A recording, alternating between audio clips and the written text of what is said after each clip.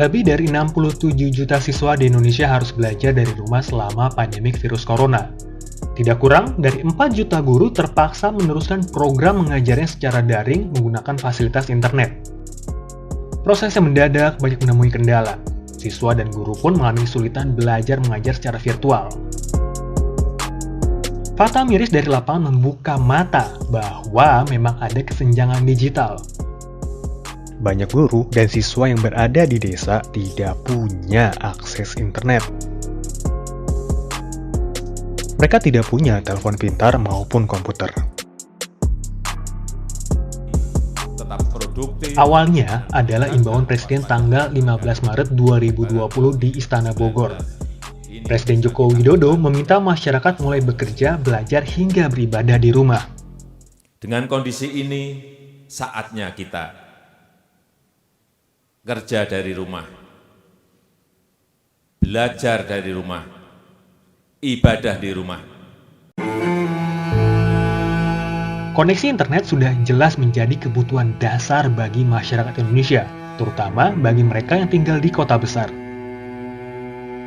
Beragam kebutuhan seperti rapat online, mengirim email, belajar dari rumah via online, hingga menonton live streaming membutuhkan koneksi internet yang memadai atau lancar jaya. Sejak itu pula penggunaan internet meningkat. Data yang dirilis oleh OpenSignal menunjukkan pengguna internet di Indonesia naik 3% sejak tanggal 9 Maret sampai 22 Maret 2020. Indikator perubahan awal adalah persentase rata-rata waktu yang dihabiskan pengguna telepon pintar yang terhubung ke Wi-Fi. Orang lebih banyak menghabiskan waktu di rumah selama pandemi COVID-19. Kalau dulu, karena orang melihat telco itu sebagai penyedia data. Orang beli kuota, beli data itu kan dari telco. Kalau dulu ya beli, kemudian dipakai, selesai. Tapi kemudian perubahan behavior di konsumsi media ini juga menuntut kita, atau ada tuntutan dari konsumen, bahwa data aja nggak cukup gitu ya. Kayak yang tadi disampaikan Pak Agus. Experience itu penting bagi mereka. Bagaimana saat mereka nonton streaming misalnya, mereka nggak mau putus. Saat mereka main game online, nggak mau ada lag. Saat mereka dengerin musik, nggak mau ada lag. Jadi konsumsi, kalau dari sisi kita, konsumsi digital sangat meningkat pesat.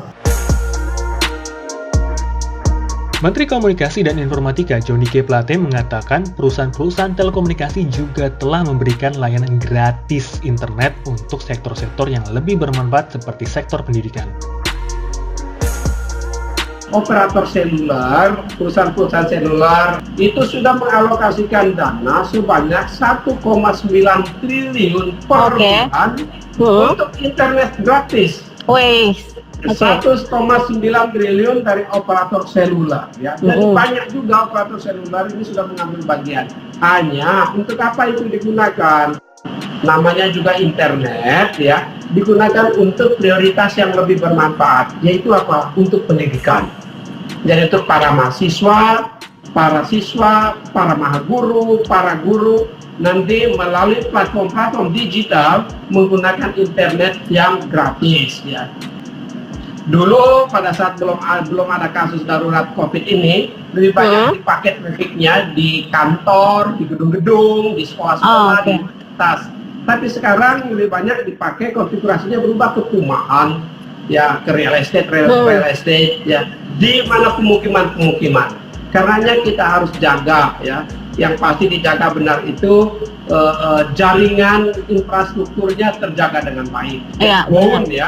Backbone-nya itu terjaga dengan baik untuk memastikan transmisi itu bisa dilakukan. Yang kedua, broadband-nya juga kapasitasnya terjaga agar internetnya jangan sampai nge-hang. Masalahnya, apakah jaringan internet kita sudah memadai? Dan apa tantangan bagi mereka di tengah pandemik saat ini? Jawabannya jelas. Para pengguna internet menginginkan jaringan yang kuat agar kegiatan mereka selama di rumah berjalan dengan lancar. Format kegiatan berubah, produktivitas pun jangan sampai terganggu.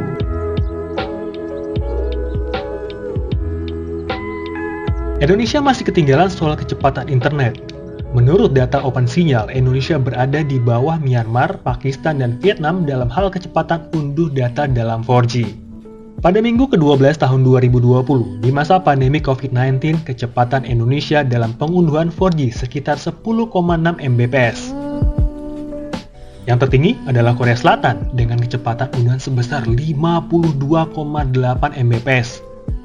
Pengunduhan terendah dimiliki oleh Bangladesh dengan kecepatan unduhan sebesar 8,4 Mbps, disusul oleh Kamboja sebesar 8,9 Mbps.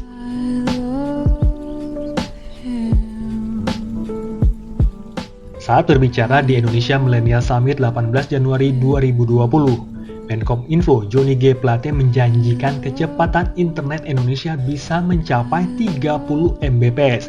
Itu pun pada tahun 2033 setelah peletakan satelit baru di orbit rampung.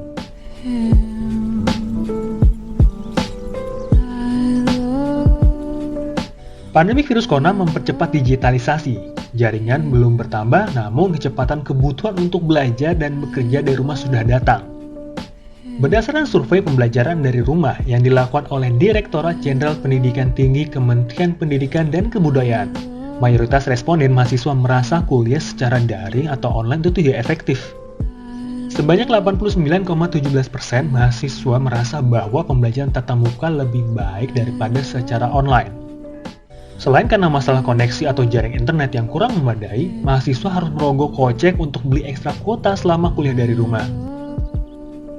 Pandemi COVID-19 membuka mata kita akan pentingnya membangun infrastruktur digital. Jadi, jangan sampai ada pertanyaan lagi. Internet kencang buat apa?